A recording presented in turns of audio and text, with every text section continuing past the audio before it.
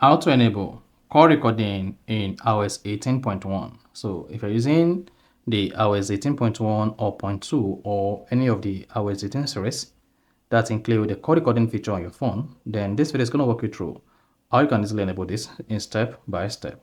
So if at the end of this you found this often informative, please don't forget to like and then subscribe. Now, to enable call recording in iOS 18.1 or later, all you just need to do is go ahead and open the Settings app. On your iPhone settings, scroll down the page, click on Apps.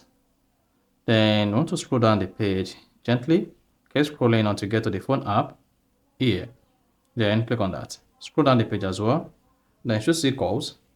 Under calls, locate call recording. Then click on it.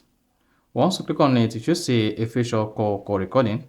Now to turn on this call recording, if this is disabled in your own case, just go ahead and toggle this on. Mark you, once you enable call recording on your iPhone iOS 18, it's going to allow you to use the phone app to record the conversation during the call, then transcribe in the Note app, and an audio notification will automatically play before a record begins. So audio notification is going to play automatically and you'll not be able to disable these audio notifications.